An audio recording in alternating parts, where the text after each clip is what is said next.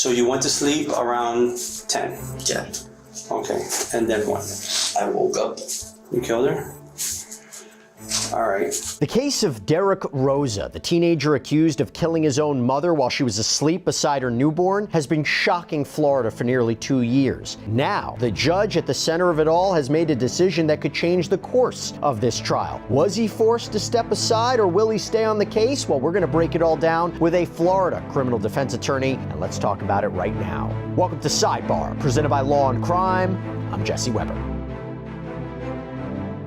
Now, if you've been following us for a while, you are well familiar with the case of Derek Rosa, who at just 13 years old called 911 in the middle of the night and allegedly confessed to something unthinkable, that he killed his own mother. Police, they rushed to this scene, and what they discovered, it set off one of South Florida's most chilling criminal cases in recent memory. And now, after nearly 2 years, the judge at the center of it all has made a pivotal decision about whether or not he will stay on this case. Now, before we get to that ruling, we're going to rewind. It's October 12th, 2023 in Hialeah. Inside a small apartment, 39-year-old Irina Garcia is asleep beside her newborn baby's crib. This is Rosa's baby sister, 14 days old. And a few doors away, Rosa is awake.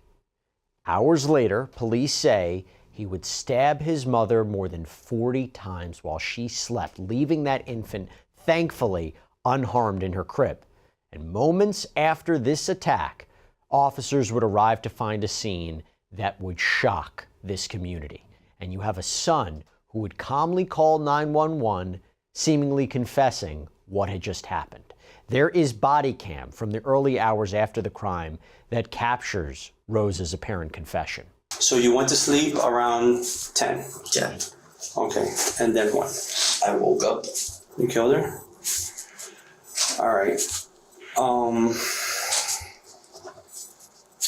What type of knife was it? Do you know? It was just a big size kitchen knife. That big? Yeah. What color was the handle? Purple. Purple? Yes. Okay. Your mom was sleeping? Yeah, she was sleeping. Okay. Now, he allegedly tells police that he used a kitchen knife with a purple handle, and then instead of choosing to unalive himself, he called a friend online, an acquaintance that he didn't even really know by real name, and sent them photos. I intended to show myself before, but I couldn't. Okay. And then what did you do? I decided to call my friends to tell them what happened. How many friends did you call? Only one. What's his name? I don't know his real name. He's an online friend. Did you tell him how? Or no? How you killed her or no? Okay. Did you send them any pictures? Yes. How many pictures did you send them? I sent him 2 of my mom and then 1 of me. Okay. Did you... What did he tell you? He said he couldn't believe it. Why did you kill your mother? Do you know? If I have to say it now, Yeah, get it off your chest. Absolutely. we can wait for a lawyer. Okay, at this point, you want a lawyer? Maybe not. We can't. No, listen. Just so you understand, okay? You have mentioned or asked us, should you wait for a lawyer? We're not here to advise you on whether to talk to a lawyer or not. That decision is yours, okay? But if you are requesting a lawyer at this point, we can't interview you any further. You understand? We have to stop the interview. Okay. Do you want us to stop the interview? Yes. Okay. Then this interview will end right now. It is 3:05 a.m. Okay. Thank you. So Rosa was taken into custody. He was charged as an adult, by the way, with first-degree murder. And as prosecutors continue to build their case against him, they have amassed chilling evidence. Maybe the most haunting pieces of evidence aren't from inside the bedroom at all, but from outside. You have 4 short video clips that were captured on the family's home security system. Prosecutors released them last year. In one of them, Derek Rosa can be heard on the phone, calmly giving someone his apartment number. 201.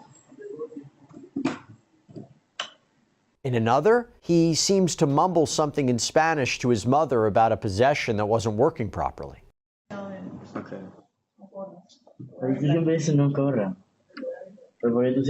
But I gotta say, maybe the most chilling clip, it lasts just 8 seconds. Rosa walks into the apartment. In the background, his mother, Irina Garcia, is seated in a chair, breastfeeding her 14-day-old daughter. And hours later, police say Garcia would be stabbed more than 40 times as the baby lay nearby in a crib. You know, I gotta say, I have a demanding life as a reporter, a journalist, an anchor. I need fuel. I need fuel to keep my energy up throughout the day. But what do we see? A lot of these supplements and bars that are meant for on-the-go snacking, they're a mess. They have misleading labels, they have really complicated ingredients. That is why I'm so happy that we are partnering with Equip. With clean nutrition in mind, they are all about real food first, transparent sourcing, third-party testing. There's no toxins or fillers sneaking in. Their Prime Bar, it's not just another protein bar. It is a grass-fed beef superfood bar that tastes like dessert. But instead of the junky syrups and the seed oils, Equip is built with real functional ingredients like 20 grams of pasture-raised protein and dates and honey for natural sweetness. I keep a box on hand for when I need that, midday sweet fix, and you can too at equipfoods.com/sidebar. You guys are going to love how clean and delicious these bars are. They're going to be a household staple for you and your family. Equip, by the way, is giving my audience an incredible offer. You can hit the link right here or go directly to equipfoods.com/sidebar. Use my promo code sidebar. You will get 20% off of your first order or 35% off of your first subscription. So thank you to Equip for making the best bar on the market and partnering with us. And the final video shows Rosa after the stabbing speaking almost casually into a phone as police arrive outside. I see officers. Do I leave?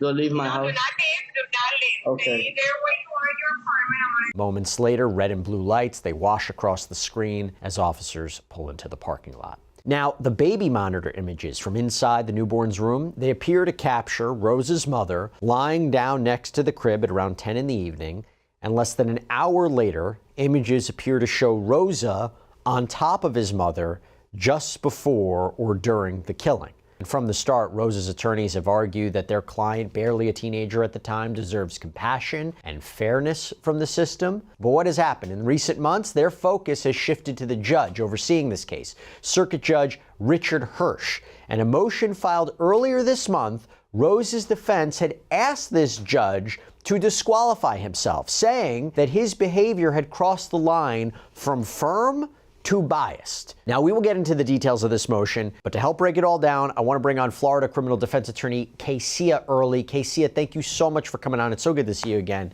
How unusual is it for a 13-year-old to be charged as an adult in Florida, particularly for first-degree murder? Yes, well, unfortunately, it's good seeing you, Jesse, as well. Unfortunately, if you reach the age of accountability and the charge is as serious as first-degree murder, oftentimes the state attorney's office, if information is filed, will direct file that juvenile out of the juvenile program into the adult facility. And this is what happened here, with the exception that there was a grand jury indictment that charged him as an adult, even though at the time he was 14 years old. So it is common based on the severity of the allegations and the charge. Now I want to talk about this motion. What is the legal standard by which a judge has to be disqualified for alleged bias? And by the way, a judge deciding they're bone biased, I mean, how does that work?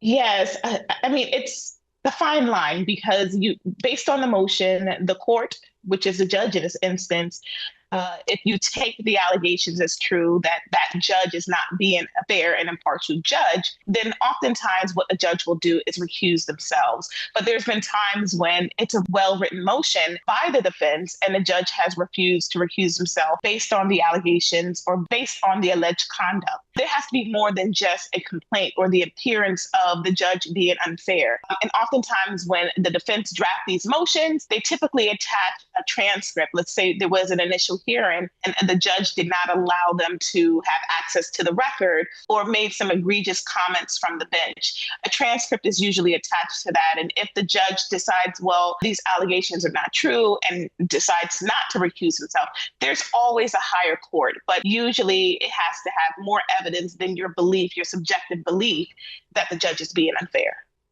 Do you see that often, judges being unfair in high-profile, heinous crimes?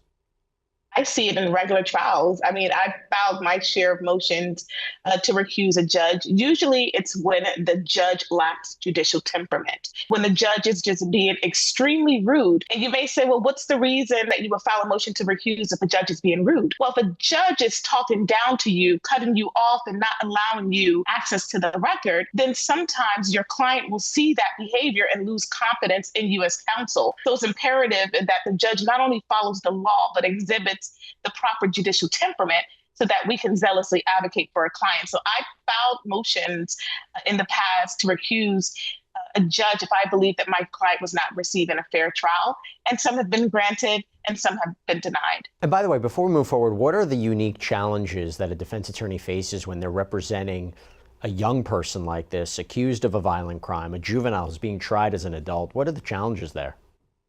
Several. I've had many cases, and in fact, I worked at the Assistant Public Defender's Office in Broward County initially in the juvenile division and then in the adult facility. Typically, the challenge when representing a client, whether it's an indigent client or someone being accused of a crime, specifically a juvenile, you want to ensure that they're first competent to proceed, that they understand the legal basis, they understand the procedure, the charges. And if they do not, I typically request a competency evaluation just to make sure that they understand and they're able to assist me with their own defense. And if that's not sufficient, there's sometimes that I will request a forensic psychological assessment, whether it's an educational assessment, to see if that juvenile or defendant has some educational developmental delays. Because if they cannot assist me in their defense, it's going to be hard as their defense attorney to provide a proper defense during trial.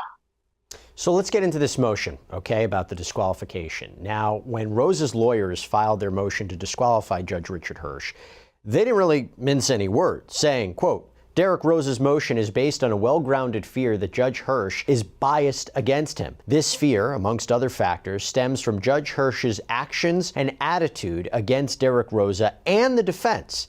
And the motion laid out what they called a disturbing pattern of, quote, animosity, hostility, mocking comments, lack of temperament control, inappropriate tone, inappropriate gesturing, inappropriate comments, disparaging comments about Rosa's medical conditions, and overall expressions of disdain and dissatisfaction this court seems to have against the defense. One example, the filing accuses the judge of mocking Rosa's diagnosis by making air quotes, writing, quote, this court has made undermining and overall disparaging comments about Derek Rosa's medical history and condition, specifically his mental health, in part gesturing air quotation marks when referring to Rosa's autism diagnosis. And it also points to comments the judge allegedly made in open court, saying Judge Hersch has openly expressed that this isn't a whodunit case. These comments have been made in open court as well as privately. These are inappropriate, conclusory remarks regarding Rosa's guilt in this case. And the filing closes with a pointed rebuke of Hersch's conduct. Quote, this motion is filed based on, amongst other factors listed above, this court's clear indications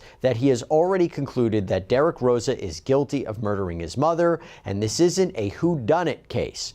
This court has exhibited, as recently as August 27, 2025, numerous instances which display his inability to rule impartially in this case. As a result of the above-referenced actions, a reasonably prudent person would be in fear of not receiving a fair and impartial trial in front of this court. Kaysia, do they have a point? Jesse, these comments are very concerning. And if these are in fact true, I'm pretty sure that the defense has objective evidence to back it up. Also, there's other avenues that they can take, because if the judge's behavior is as egregious as the allegations, they can also report the judge to the Judicial Qualifications Commission. Because if he is not only not being fair and impartial, but mocking the defendant in this case and being disrespectful to counsel, judges are held to a high standard as well. So this is very concerning for the court, because we want to make sure that even if it's beyond obvious, even if it's a slam dunk for the prosecution, the clients, the defendants are entitled to not only only a fair and impartial judge, but due process. And it's impossible to have due process if these comments are backed up by a transcript or the court reporter capturing what the defense is alleging. So it's very concerning, and I'm curious as to how the ruling will be. What could be a counter argument for the judge here? I'm being misunderstood. It's my courtroom. I'm allowed to use certain language that I want. I made comments outside the presence of the jury. It's not reflecting how I feel about the case. I mean, are those common arguments? I mean, what are things judges can say to defend this alleged behavior? Well, first and foremost, they can just do a blanket denial of the order, deny the order. But there is a trial transcript. There's a transcript on the record. There is a transcript, but also the transcript doesn't take into account body language. It doesn't take into account how the words are being displayed from the court. There's always an explanation, right? He could have been making the air quotes around autism because he never received the official report, and maybe this would have just been self-serving words from the defense. We don't know. So it's open to interpretation, but as a judge, you don't want to leave that line of being unfair and not providing due process to a defense. Someone might listen to this and say, well, wait a second, I don't care how the judges behave. How is that going to affect the jury? The jury's the one that ultimately determines whether or not somebody is guilty or not, unless it was a bench trial. Why should I care how the judge is behaving? What's your answer to that?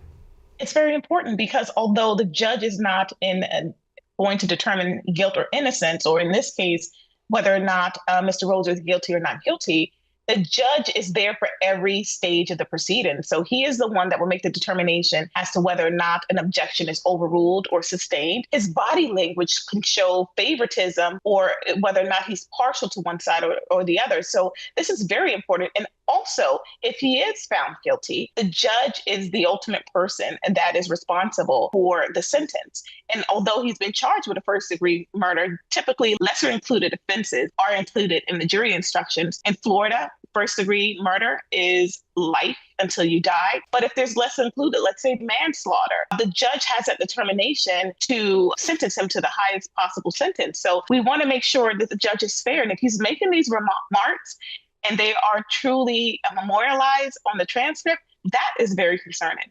And if you are making this motion and you are accusing the judge of being biased, and that is denied, and let's say another court doesn't pick it up and that stays, isn't this awkward now going to trial with the judge? Do defense attorneys have to change their perception? Do they have to change their strategy a bit? How do they deal with a judge that they just accused of, being biased and wanting kicked off the case? Which is why when you're filing these motions, you better have a good faith basis to do so. And like I said, I've done them before. They've been denied. Some have been granted. And you go right before the judge. It's professionalism. As attorneys, we take an oath of office.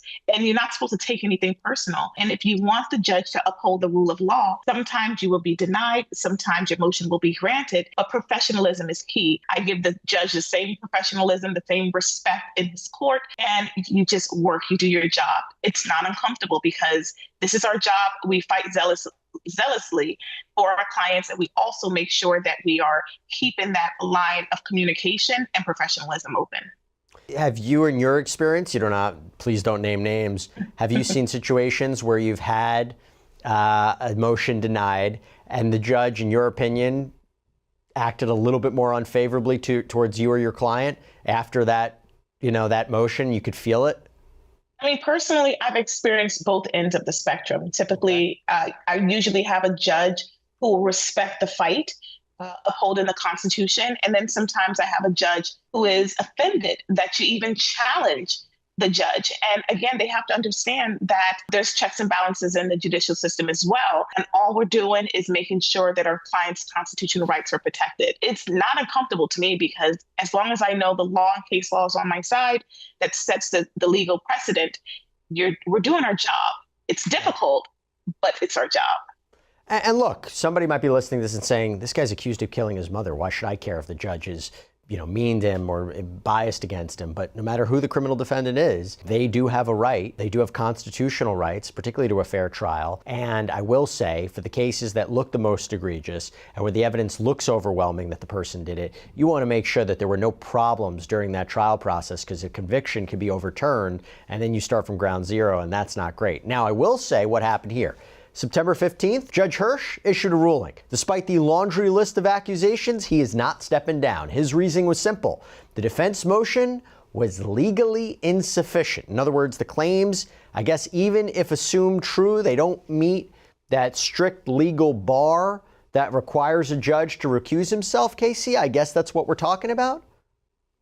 Absolutely. I mean, if the defense feels like they have credible evidence and they feel like it was beyond egregious, again, they can report the judge to the Judicial Qualifications Commission, or they can appeal to the higher court. There's always a legal remedy, or they can continue to take note of the pattern of the judge. Because if he was that egregious before, either he's going to continue his pattern, or he's going to be mindful of it to make sure that anything he's doing or anything that he's saying will not come across as being unfair on behalf of the defendant.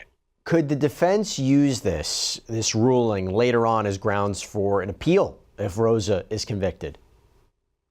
Well, any of the judge's behavior during the trial, that's when the jury has been sworn and impaneled.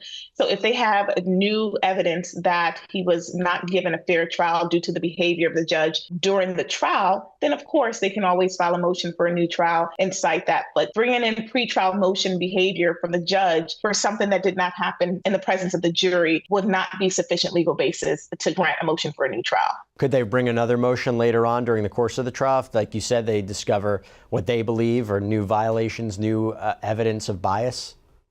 Of course. I mean, if they feel that the judge's behavior, especially after the trial has started, that it's too egregious, they can file that motion. But typically, that would be a great basis for a motion for a new trial. Once that jury panel is sworn in, then all of that creates greater ammunition for the higher court to make a determination as to whether his due process was violated and was it sufficient enough to have a new trial.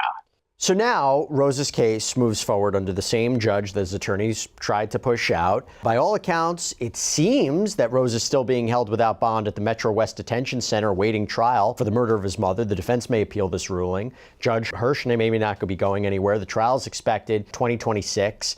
But Kaysia, you told us you were actually there. You didn't realize that this case was going on. There was another bid by the defense, right? They were trying to get him out of that facility? Absolutely. So Rosa has a growing amount of supporters, not just his family. There were strangers there. They had T-shirts on in support of Rosa. Basically, they want him transferred out of the Metro West Detention Center into the juvenile facility. And they're claiming that he's being held in solitary confinement. This is a high-profile case, very serious charge. And the judge asked for a log of how many hours since the time that he's been in custody up until the next court hearing, or the amount of hours he has been out of his cell. Typically with solitary confinement, you're in your jail cell 23 hours out of the day, you're removed from general population. The issue with that is he's still a juvenile, but this is a grand jury indictment. So if he is convicted, he does not fall under the juvenile division, which the maximum punishment for the Department of Juvenile Justice is up to the age of 21. He is looking at adult punishment. This is not for rehabilitation. This is strictly for punishment. So it doesn't make sense in the grander scheme of things to take him out of the adult facility based on the seriousness of the charges and put him with other juveniles. So I do believe that the judge may not grant that, but it remains to be seen. Yep, this Derek Rosa story is far from over, I'll tell you that much. Kaysia Earley, thank you so much for coming on. Appreciate it. Thanks for having me. And that is all we have for you right now here on Sidebar. Everybody, thank you so much for joining us. And as always, please subscribe on YouTube, Apple Podcasts, Spotify, wherever you should get your podcasts. You can follow me on X or Instagram. I'm Jesse Weber. I'll speak to you next time.